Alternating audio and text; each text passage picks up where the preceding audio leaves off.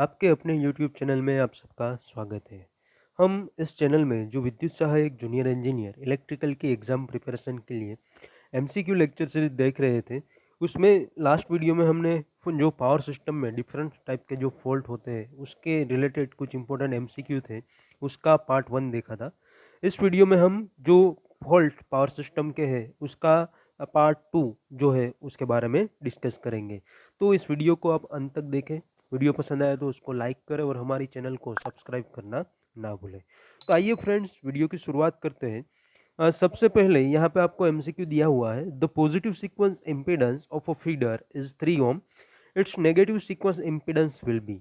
आपको यहाँ पे एक पर्टिकुलर फीडर का पॉजिटिव सीक्वेंस इम्पीडेंस दिया हुआ है जो कि 3 ओम है। तो नेगेटिव सीक्वेंस इम्पीडेंस कितना हमें मिलेगा उसके बारे में यहाँ क्वेश्चन पूछा हुआ है। ऑप्शन आपको दिए हुए हैं। Option A 3 ohm, option B 1 ohm, option C 9 ohm and option D 6 ohm. तो यहाँ पे आपका जो करेक्ट आंसर होगा वो होगा ऑप्शन ए 3 ओम। बिकॉज कोई भी अगर हम ट्रांसमिशन लाइन या फीडर की बात करें तो उन दोनों में positive sequence impedance and negative sequence impedance है, दोनों की जो वैल्यू होगी वो हमें सेम मिलेगी। दैट्स वाई यहाँ पे जो नेगेटिव सीक्वेंस इम्पीडेंस है वो नेगेटिव सीक्वेंस इम्पीडेंस की वैल्यू भी हमें 3 ओम मिलेगी। सो हियर एक्सप्लेनेशन आपको दिया हुआ है। For a feeder and line, positive sequence impedance and negative sequence impedance both are equal. That's why our correct answer is option A 3 ohm. Now next MCQ आपको दिया हुआ है MCQ number 2। The current in a three phase unbalanced system are। यहाँ पे आपको three phase unbalance system में जो current है उसके बारे में MCQ पूछा हुआ है। ऑप्शन आपको दिए हुए हैं। ऑप्शन ए, यहाँ पे तीनों फेज के जो करंट है वो आपको दिए हुए हैं। I R that is equal to 12 plus J6 ampere, IY that is equal to 12 minus J12 ampere and IB that is equal to minus 15 plus J10 ampere। तो तीनों फेज के जो करंट है वो आपको यहाँ पे दिए हुए हो, तीनों अनबैलेंस है। सो यहाँ पे आपको पूछा हुआ है the phase sequence that is RYB। So the zero phase sequence component in R phase is. तो तीनों फेज के जो करंट है उसके ऊपर से फेज सीक्वेंस आपको RYB दी हुई है, उसका यूज करके आपको जो आर फेज है वो आर फेज का zero phase sequence component find out करना है। तो यहाँ पे आपको ऑप्शन दिए हुए। Option A 1.5 plus J 2.3 ampere, 3 plus J 1.33 ampere, option C 2.8 plus J 6.7 ampere and option D 1.5 plus J 0.15 ampere. तो यहाँ पे आपका जो आंसर होगा वो आंसर होगा option B 3 plus J 1.33 ampere. But ये आंसर कैसे मिलेगा तो उसके लिए हम यहाँ कैलकुलेशन देखते हैं। So for the zero phase sequence component of current in R phase is equal to I R zero, that is equal to 1/3 of I R plus I Y plus I B. So 1/3 I R I Y I B, आपको यहाँ पे I R I Y and I B दिया हुआ है, उसकी value यहाँ पे हम पुट डाउन करेंगे। तो जब हम उसका सॉल्यूशन लेंगे तो हमें मिलेगा 1/3 इन ब्रैकेट 9 प्लस J4। और यहाँ से जो ब्रैकेट है उसमें से 3 हम कॉमन निकाल ले या सबको 3 से डिवाइड कर दे तो हमारा फाइनल आंसर मिलेगा 3 plus J 1.33 ampere. And that's why our correct answer is option B 3 plus J 1.33 ampere. Now next MCQ, that is MCQ number 3।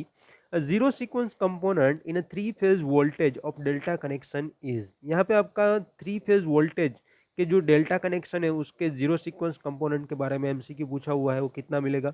Option हमें दिए हुए। Option A line voltage, option B 0, option C √3 into line voltage and option D line voltage divide by √3।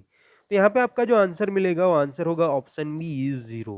So we can say that the zero sequence component in three phase voltage of delta connection is always 0. So option B, that is the correct answer.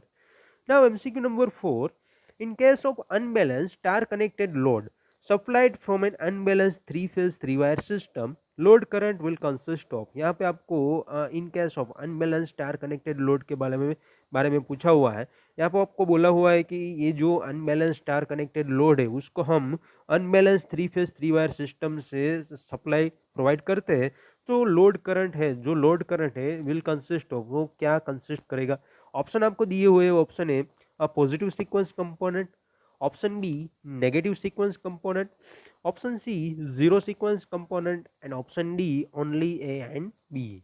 तो यहाँ पे आपका जो answer होगा option D, only A and B, और we can say positive sequence component as well as negative sequence component. So option D is the correct answer. So we can say that in the case of unbalanced star connected load supplied from an unbalanced three-phase three-wire system, the load current will consist of positive as well as negative sequence component. So option D, only A and B is the correct answer. Here the zero sequence component, we can say that is the wrong answer. So option D is the correct. Now MCQ number 5 is given. Series reactors are use to. Series reactor हम किसके लिए उसका use करते हैं? तो option में दिए हुए option A, improve the transmission efficiency. Option B, improve the power factor of power system. Option C, improve the voltage regulation. And option D, bring down the fault level within capacity of switch gear. तो यहाँ पे आपका जो correct answer होगा option D, bring down the fault level within the capacity of switch gear. So option D is the correct answer. Now next MCQ, that is MCQ number 6. A negative sequence reactance of a transformer is. Transformer का जो negative sequence reactance है वो हमें कितना मिलेगा? Option हमें दिए हुए option A, equal to positive sequence reactance. Option B, more than the positive sequence reactance. Option C, smaller than the positive sequence reactance. And option D, none of the above. तो यहाँ पे आपका जो answer मिलेगा वो answer होगा option A, equal to the positive sequence reactance. So we can say that in a transformer the negative sequence reactance is equal to the positive sequence reactance. So option A is the correct answer.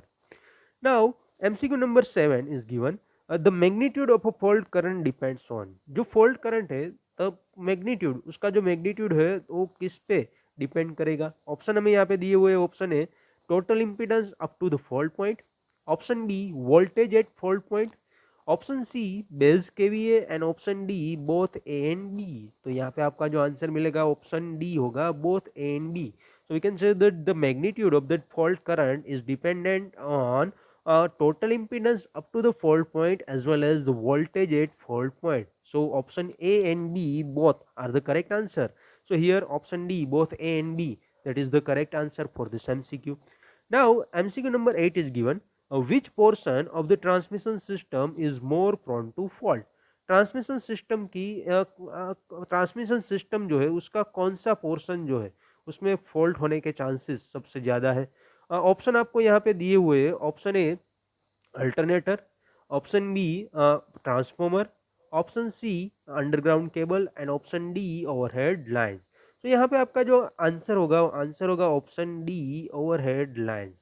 जो transmission system जो है उस transmission system का we can say the उसका जो portion, overhead line का जो portion है उसमें फॉल्ट्स होने के चांसेस सबसे ज़्यादा हमें देखने को मिल सकते हैं.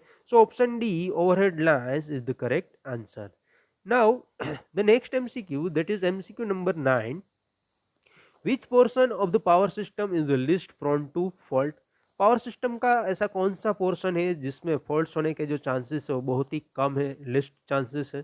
यहाँ पे आपको ऑप्शन दिए हुए हैं. Option A alternator, option B transformer, option C underground cables. And option D overhead lines. So यहाँ पे आपका जो करेक्ट आंसर होगा वो करेक्ट आंसर आपको मिलेगा option A alternator. So we can say that in the power system the portion of alternator is the least prone to faults. So option A is the correct answer. Now the next MCQ, that is MCQ number 10. A base impedance of a power system is given as. Power system का जो base impedance है वो हम किस तरह से represent करते हैं? ऑप्शन हमें दिए हुए हैं. Option A, base kV square divide by base MVA. Option B, base MVA divide by base kV square. Option C, base kV divide by base MVA. And option D, base MVA square divide by base kV. तो यहाँ पे जो आपका answer हमें मिलेगा वो होगा option A, the base impedance that is equal to base kV square divide by base MVA. So option A is the correct answer. Now the next MCQ, that is MCQ number 11. A 4 alternator each rated at a 5 MVA 11 kV with 20% reactance are working in parallel. The short circuit level at the bus bar is. यहाँ पे आपको 4 alternator जो है उसके rating आपको दिए हुए हैं. एंड जो चारों अल्टरनेटर है वो पैरेलल में वर्क कर रहे हैं उस टाइम पे शॉर्ट सर्किट लेवल जो बस बार पे हो हमें कितना मिलेगा? ऑप्शन हमें दिए हुए ऑप्शन है 6.25 MVA, option B 20 MVA, option C 25 MVA and option D 100 MVA। तो यहाँ पे जो आपका आंसर मिलेगा वो होगा ऑप्शन डी 100 MVA। बट कैसे हमें आंसर मिला, तो उसके लिए हम कैलकुलेशन देखते हैं। तो इक्विवेलेंट रिएक्टेंस आपको यहाँ पे दिया हुआ है 4 अल्टरनेटर का, साथ में जो रेटिंग है वो आपको बोला था कि with 20% reactance are working in parallel. So equivalent reactance अगर हमें फाइंड आउट करना है तो 20 divide by number of alternator that is 4, तो 20 divide by 4 is equal to 5%। Now the short circuit MVA at bus bar that is equal to 5 multiplied by 100 divided by 5 that is equal to 100 MVA. So our correct answer is option D 100 MVA. Now MCQ number 12 is given. If the positive, negative and zero sequence reactance of an element of a power system are 0.3, 0.3 and 0.8 per unit respectively, then the elements would be, यहाँ पे आपको एक element बताया हुआ है, उस element का positive, negative and zero sequence reactance जो है वो पर यूनिट में आपको रिस्पेक्टिवली 0.3, 0.3 एंड 0.8 दिया हुआ है। तो यहाँ पे जिस एलिमेंट की बात हो रही है वो एलिमेंट कौन सा है? ऑप्शन आपको दिए हुए, option A synchronous generator, option B synchronous motor, option C static load and option D transmission line. So यहाँ पे आपका जो आंसर मिलेगा वो आंसर होगा option D transmission line, because as we seen earlier जो ट्रांसमिशन लाइन है उस ट्रांसमिशन लाइन के जो positive and negative sequence impedance है वो दोनों हमें सेम मिलेंगे। तो यहाँ पे आप देख सकते हैं कि पॉजिटिव एंड नेगेटिव सीक्वेंस जो इंपीडेंस है हम रिस्पेक्टिवली उसकी वैल्यू देखें तो 0.3 and 0.3 दोनों सेम है। So we can say that this element is the transmission line. So option D is the correct answer.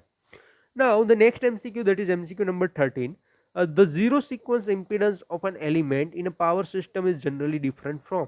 जो पावर सिस्टम के एलिमेंट का जो जीरो सीक्वेंस इम्पीडेंस जो है वो जनरली किससे डिफरेंट हमें मिलेगा? ऑप्शन हमें दिए हुए, option A positive sequence impedance, option B negative sequence impedance, option C both A and B and option D none of the above.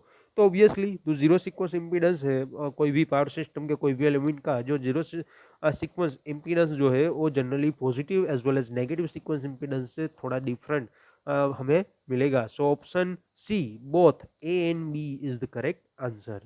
So friends यहाँ पे हमने जो पावर सिस्टम के रिलेटेड जो फॉल्ट्स है उसके कुछ दूसरे इंपॉर्टेंट एमसीक्यू है उसको पार्ट 2 जो है उसको हमने यहाँ पे देखा। अगर आपको हमारा वीडियो पसंद आए तो वीडियो को लाइक करें, ज़्यादा से ज़्यादा हमारी इस वीडियो को शेयर करें कि जिससे आपके फ्रेंड्स को भी जो अलग अलग एग्ज़ाम्स है उसके प्रिपरेशन में हेल्प मिल सके। आपके कोई डाउट हो, आपका कोई सजेशंस हो तो आप हमें कमेंट बॉक्स में लिख सकते हैं। एंड साथ में ही हमारी जो यूट्यूब चैनल है उस यूट्यूब चैनल को सब्सक्राइब करना ना भूलें।